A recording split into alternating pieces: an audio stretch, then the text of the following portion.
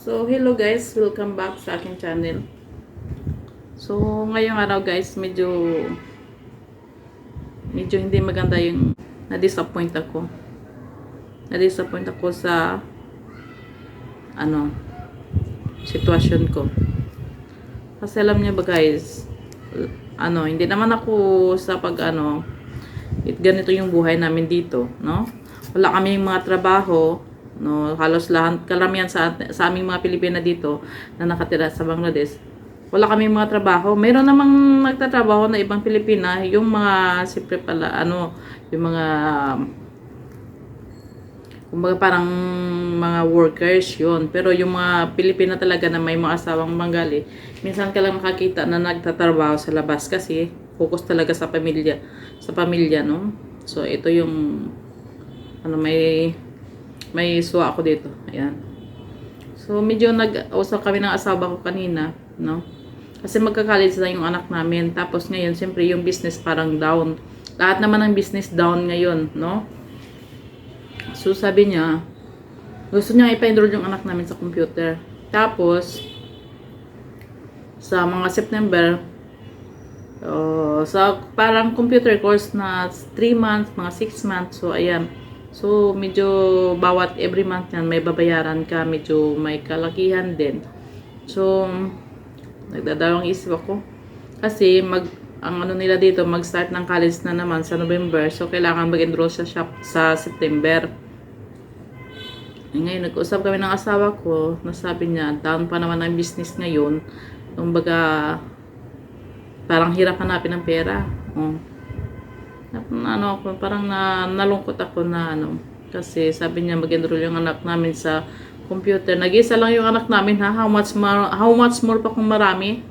So, sabi niya mag-enroll pa ng computer, magkano pa yung ng computer, nasa 8,000, 10,000 siguro, ganyan. Computer course, tapos every month may babayaran ka pa, tapos pamasahe mo, siyempre magastos din yun. Tapos mag-enroll pa sa college yung anak namin. So, nagdadalawang isip ako kung ayaw ko nang pa-enroll sa computer. Maganda din sana kung may computer siya na kasi kahit na nasa bahay siya, pwede siya kumita sa mga katulad ng mga mga freelancer, ganyan. So, maganda din dito. Yan nga lang. Tapos, sabi ko sa isip-isip ko, nalungkot naman ako. Sabi ko, kung may trabaho lang sana ako, hindi sana mag-iisang mag-sacrifice yung asawa ko. Tapos, siyempre, lahat naman sa kanya, lahat pagkain, bahay, sa mga bayarin. Yun, siyempre, ako, wala naman akong trabaho, wala akong kita dito. Sabihin natin na may mga babaeng nagtatrabaho dito. Minsan ka lang makikita ng mga babaeng nagtatrabaho. So, ayan. Parang gusto ko napaisip tuloy ako na gusto kong magtrabaho. Gusto kong mag-abroad ulit o Ang hirap ng sitwasyon. Kasi maganda talaga yung dalawa ang nagtutulungan. So dati hindi naman mahirap yung yung business. Yung ngayon lang talaga na nagmamahalan na lahat. Ang hirap na talaga ngayon ng mga business, hindi lang dito sa buong bansa, no? Kaya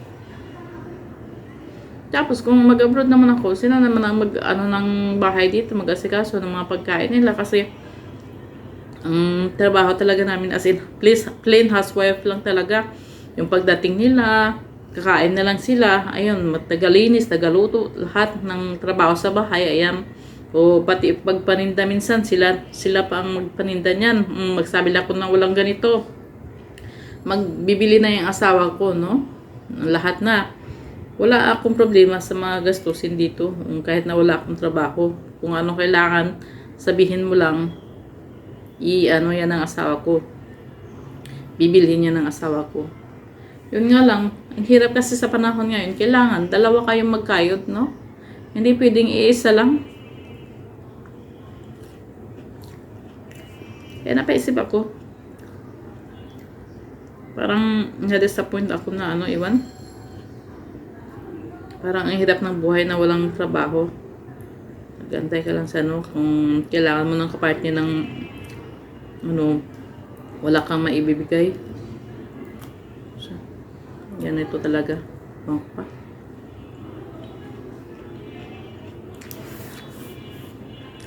Ang tagal ko na rin dito, guys. 14, 15, 16, 2012, 13. 14 years na kami dito. Ng anak ko, dumating sa Bangladesh. Pero wala namang ayan, lahat naman, sagot naman, gastos naman ng asawa ko, lahat. Wala naman akong problema. Yun nga lang talaga ngayon, dahil crisis. Lahat ng crisis ngayon. Down ang business talaga. So, parang, ewan ko, daming problema.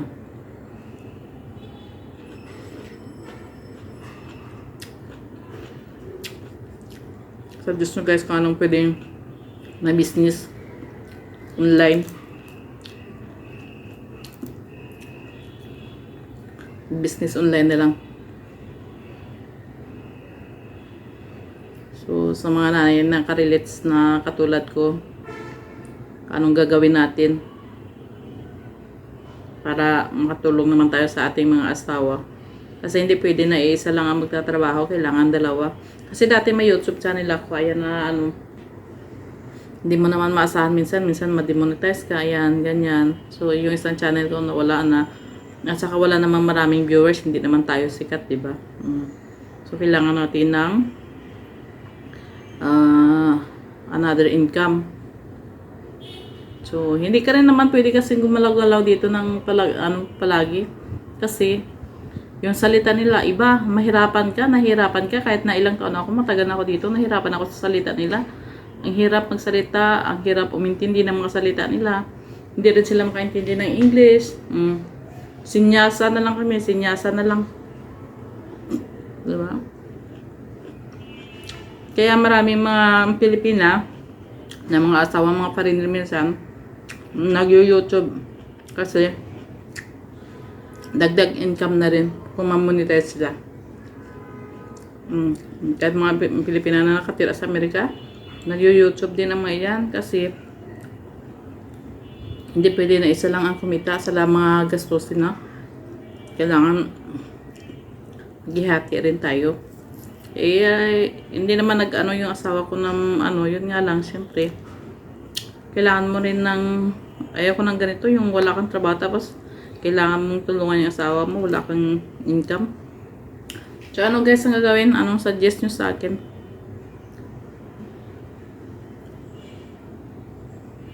Baka may dyan. Anong discarding gagawin natin para makatulong tayo sa partner natin. So, ayan lang guys. Maraming salamat.